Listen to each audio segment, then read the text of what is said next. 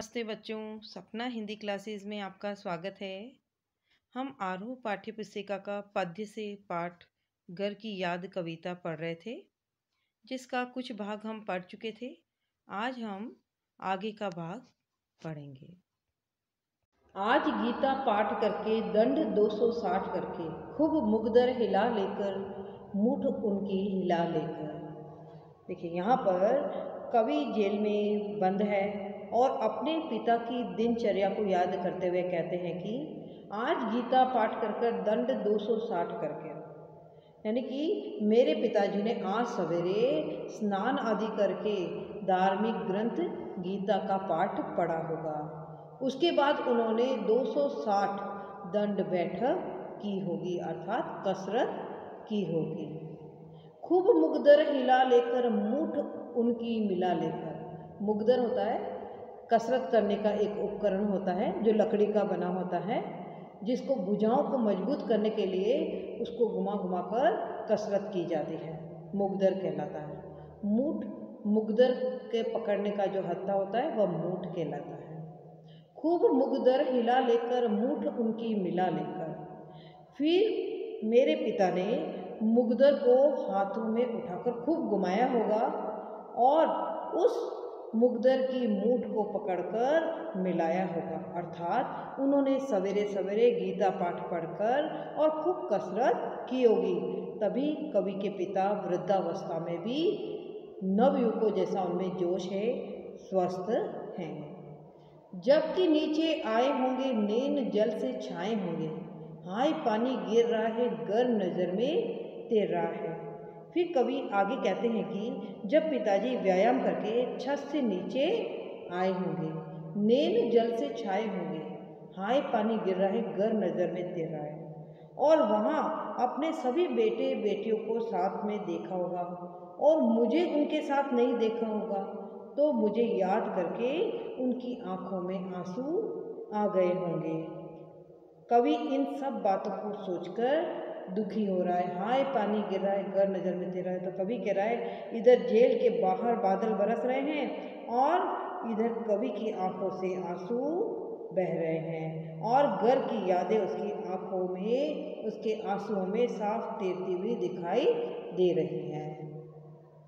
चार भाई चार बहनें, बूझा भाई प्यार बहनें, खेलते या खड़े होंगे नजर उनको पड़े होंगे। इस अंश में कवि अपने भाई बहनों और पिता के प्रेम को याद करते हुए आगे कहते हैं कि मेरे घर पर मेरे चार भाई और चार बहनें हैं। सभी भाई एक दूसरे के लिए भुजा के समान हैं। देखिए भुजा के समान क्यों कहा है? क्योंकि चारों भाई एक दूसरे की सदैव सुरक्षा करते हैं, मुसीबत में एक दूसरे की सहायता करते हैं, इसलिए भाइयों को भुजा के समान बताया है। यहाँ पर उपमा अलंकार है। प्यार बहनें, और मेरी बहनें जो हैं वे सभी से बहुत प्यार और स्नेह रखती हैं। खेलते या खड़े होंगे नज़र उनको पड़े होंगे। जब मेरे पिता छत से व्यायाम करके नीचे उतरे होंगे, तब उन्होंने मेरे सभी भाई बहनों को या तो खेलते हुए या खड़े देखा होगा, और उन्होंने उनके बीच में जब मुझे नहीं देखा होगा तो वे बहुत दुखी हुए होंगे। पिताजी जिनको बुढ़ापा एक क्षण भी नहीं व्यापा, व्यापा का अर्थ होता है प्रभावित करना, रो पड़े होंगे बराबर पांचवे का नाम लेकर। देखिए कवि आगे अपने पिताजी के संदर्भ में कहते हैं कि मेरे पिताजी जो कि बूढ़े हो चुके हैं, पर एक क्षण के लिए भी उन्होंने बुढ़ापे के कष्टों या कमजोरियों को अपने ऊपर हावी नहीं होने दिया, यानी कि बुढ़ापे के जो कष्ट हैं, कमजोरियां हैं, दुर्बलताएं हैं, उनसे प्रभावित नहीं हुए। रो पड़े होंगे बराबर पांचवे का नाम लेकर। किंतु मेरे पिताजी जो हैं बहुत भावुक भी हैं। जब सभी भाई बहनों से मेरे बारे में उन्होंने जिक्र किया होगा तो उन्हें निश्चित ही मेरी याद आई होगी और मेरा नाम लेकर, अर्थात भवानी का नाम लेकर और मुझे याद करके वे जरूर रो पड़े होंगे। पांचवा मैं हूँ अभागा, जिसे सोने पर सुहागा पिताजी कहते रहे हैं, प्यार में बहते रहे हैं। अभागा का अर्थ होता है भाग्यहीन, सोने पर सुहागा का अर्थ यहाँ पर हम लेंगे दूसरों से श्रेष्ठ। देखिए इस पद अंश में कवि कहते हैं कि पांचवा मैं हूँ अभागा, कि मैं अपने पिता का सबसे छोटा और पांचवा उनका प्रिय पुत्र हूँ, किंतु आज कितना अभागा हूँ। अब उन्होंने अपने आप को अभागा क्यों क्या है वह भी समझेंगे, क्योंकि कवि जो है वह घर से दूर जेल में बंद है और घर पर सभी भाई बहनें पिता के साथ है और उनके स्नेह को प्राप्त कर रहे हैं। तो कवि कहता है कि मैं उनके स्नेह से वंचित हूँ, इसलिए मैं कितना अभागा हूँ। जिसे सोने पर सुहागा पिताजी कहते रहे हैं, प्यार में बहते रहे हैं। कवि आगे कहते हैं कि मेरे पिताजी हमेशा मेरे चारों भाइयों को तो सोने के समान मूल्यवान और रूपवान बताते थे और मुझे उन पर सुहागे के समान बताते हैं। अर्थात जिस तरह सोने को चमकाने के लिए सुहागे का प्रयोग किया जाता है, इसीलिए सुहागा सोने से श्रेष्ठ होता है, वैसे ही कवि ने स्वतंत्रता आंदोलन में भाग लेकर अपने माता पिता और भाइयों का नाम रोशन किया था। इसीलिए कवि के पिता ने कवि को सोने पर सुहागा कहा है। अर्थात यहाँ कवि कहते हैं कि वे मुझे अपने अन्य पुत्रों से श्रेष्ठ मानते हैं और अपना प्यार मेरे प्रति प्रकट करने के लिए वे ऐसा कहते हैं कि मैं सोने पर सुहागा हूँ। यहाँ पर कवि को सुहागे के समान बताया है, समान गुण से तुलना की है, तो यहाँ पर उपमा अलंकार होगा। आज उनके स्वर्ण बेटे लगे होंगे उन्हें हेटे, क्योंकि मैं उन पर सुहागा बंधा बैठा हूँ अभागा। स्वर्ण बेटे का अर्थ होता है स्वर्ण रूपी बेटे, हेटे का अर्थ होता है तुच्छ। कवि कहते हैं कि आज उनके स्वर्ण बेटे लगे होंगे उन्हें हेटे, कि आज मेरे पिता को अन्य चारों पुत्र मेरे सामने तुच्छ लगे होंगे, क्योंकि वे घर पर रहकर सुखों का भोग कर रहे हैं और मैं देश की स्वतंत्रता के लिए आंदोलन करते हुए जेल में बंद होकर कष्ट उठा रहा हूँ और अपने परिजनों का नाम रोशन कर रहा हूँ। मेरे देश प्रेम की भावना और त्यागपूर्ण जीवन को देखते हुए पिताजी को अपने अन्य स्वर्ण रूपी बेटे उन्हें हेटे अर्थात तुच्छ लगे होंगे, क्योंकि मैं उन पर सुहागा बंधा बैठा हूँ अभागा। कवि कहते हैं कि मैं कितना अभागा हूँ कि मैं अपने परिजनों से दूर जेल में बंद हूँ और मेरे वियोग में मेरे माता पिता को कितना कष्ट सहन करना पड़ रहा है।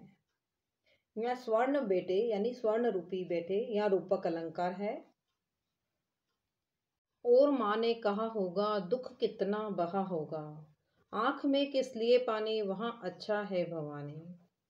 इस अंश में कवि ने अपने माता पिता की पुत्र वियोग की पीड़ा को प्रकट किया है। कहते हैं कि और माँ ने कहा होगा दुख कितना बहा होगा, आंख में किस लिए पानी वहां अच्छा है भवानी।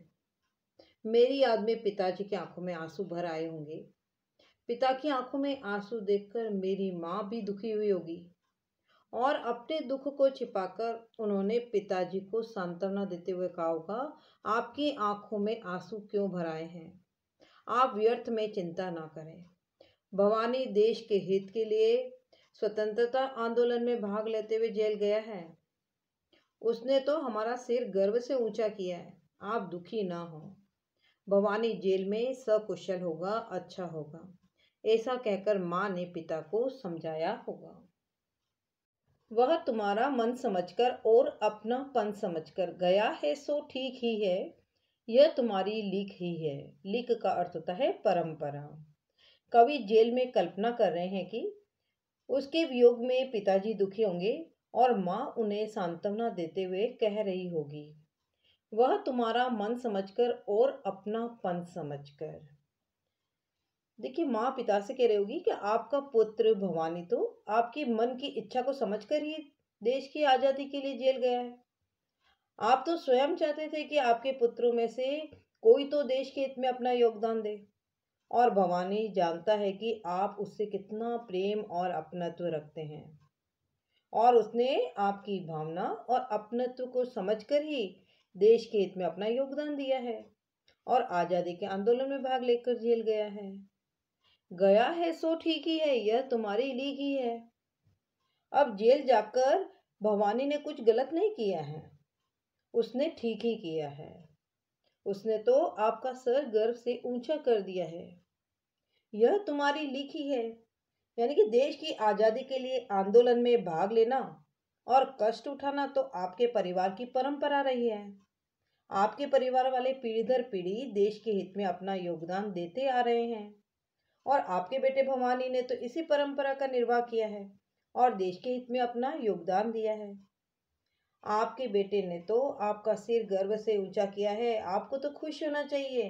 तो आज आप दुखी क्यों हैं? इस तरह से माँ ने पिता को समझाया होगा।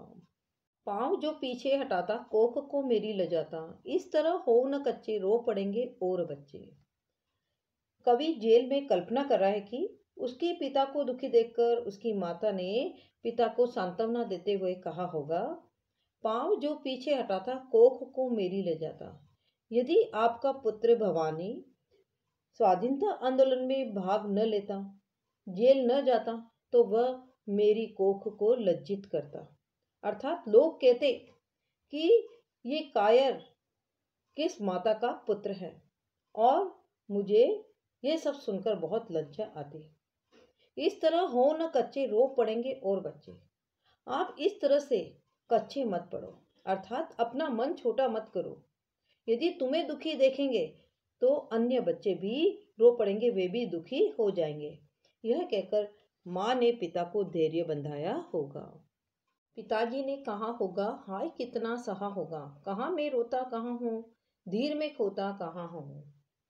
कवि कल्पना करते हुए कहते हैं कि जब मेरी माँ ने पिताजी को मेरे वियोग में न रोने के लिए समझाया होगा, तब पिताजी ने माँ से कहा होगा, मैं रो नहीं रहा हूँ, न ही धैर्य खो रहा हूँ। ऐसा कहकर वे अपने दुख को मन ही मन पी गए होंगे। अपने दुख को उन्होंने व्यक्त नहीं होने दिया, क्योंकि यदि वह अपने दुख को बोलकर व्यक्त करते तो माँ और अधिक दुखी हो जाती। इसलिए उन्होंने अपने दुख को सह लिया, किंतु अपने मन के दुख को उन्होंने बोलकर व्यक्त नहीं किया। हे सजीले हरे सावन, हे कि मेरे पुण्य पावन, तुम बरस लो वे न बरसे, पांच वे को वे न तरसे। इस अंश में कवि सावन को संबोधित करते हुए कहते हैं कि हे सजीले हरे सावन, हे कि मेरे पुण्य पावन, हे हरियाली से सुसज्जित सावन, तुम अत्यंत पवित्र हो, क्योंकि तुम जो पानी बरसाते हो वो लोगों को नया जीवन देता है। पुण्य पावन का अर्थ होता है अत्यंत पवित्र। तुम बरस लो वे न बरसे, पांच वे को वे न तरसे। वे शब्द यहाँ पर कवि के पिताजी के लिए आ रहा है। पांचवें शब्द यहाँ पर कवि भवानी प्रसाद मिश्र के लिए आ रहा है, क्योंकि वे अपने पिता के सबसे छोटे पांचवें पुत्र हैं। तो कवि सावन को ही संबोधित करते हुए आगे कहते हैं, तुम यहाँ जितना चाहे बरस लो, क्योंकि तुम्हारे बरसने से तो संसार का भला ही होगा। किंतु ऐसा ना हो कि तुम्हें बरसता देखकर पांचवें पुत्र अर्थात मुझे याद करके पिताजी की आंखों से आंसू बरसने लगे। इस बात का तुम जरूर ध्यान रखना। तुम इस तरह बरसना कि पिताजी को मेरी याद न सताए, नहीं तो वे मेरी याद में दुखी हो जाएंगे और मुझसे मिलने के लिए व्याकुल हो जाएंगे। इस अंश में हम अलंकार देखेंगे। यहाँ पर सावन को संबोधित किया गया है, संबोधन अलंकार है। सावन पर मानवीय गुणों का आरोप लगाया है, मानवीयकरण अलंकार है। और सजीले सावन स वर्ण की आवृत्ति हो रही है, अनुप्रास अलंकार है। पुण्य पावन प वर्ण की आवृत्ति हो रही है, तो यहाँ पर भी अनुप्रास अलंकार है। मैं मजे में हूँ सही है, गर नहीं हूँ बस यही है, किंतु यह बस बड़ा बस है, इसी बस से सब नीरस है। यहाँ पर बस बस शब्द कई बार आ रहा है, हर बार उसका अर्थ भिन्न भिन्न है। दूसरी पंक्ति में बस शब्द का अर्थ केवल से है, तीसरी पंक्ति में बस का अर्थ दुख से है, और तीसरी पंक्ति में ही दूसरा बस जो आ रहा है उसका अर्थ कष्ट से है। चौथी पंक्ति में बस जो आ रहा है उसका अर्थ फिर से दुख से ही है। इस अंश में कवि के पिता कवि के वियोग में दुखी होंगे, इसीलिए उन्हें सांत्वना देने के लिए कवि सावन को संदेशवाहक बनाकर पिता के पास भेजना चाहता है। इसीलिए कवि सावन को निर्देश देते हुए कहते हैं कि मैं मजे में हूँ सही है, कि हे सावन तुम मेरे पिता को जाकर कहना कि मैं यहाँ मजे में हूँ, मुझे यहाँ कोई कष्ट नहीं है, इसीलिए वे मेरी चिंता न करे। गर नहीं हूं बस यही है। अब कवि अपने मन ही मन में कह रहे हैं, गर नहीं हूं बस यही है। केवल इतनी सी बात है कि मैं घर पर नहीं हूं, किंतु यह बस बड़ा बस है। किंतु घर से दूर रहने का दुख मेरे लिए बहुत कष्टदायी है। कवि को घर की याद सता रही है, इसलिए उन्हें लग रहा है कि घर से दूर रहने का जो दुख है वह मुझे बहुत कष्ट दे रहा है। इसी बस से सब विरस है। और कवि कहता है कि घर से दूर रहने के दुख ने कवि का जीवन जेल में नीरस बना दिया है। अब उसको यहाँ पर किसी भी चीज में आनंद नहीं आ रहा है। अब यहाँ पर बस बस शब्द कई बार आ रहा है, हर बार उसका अर्थ भिन्न भिन्न है। यमक अलंकार है। और तीसरी पंक्ति में बस बड़ा बस, ब ब वर्ण की आवृत्ति एक से अधिक बार हो रही है, इसलिए यहाँ पर अनुप्रास अलंकार है।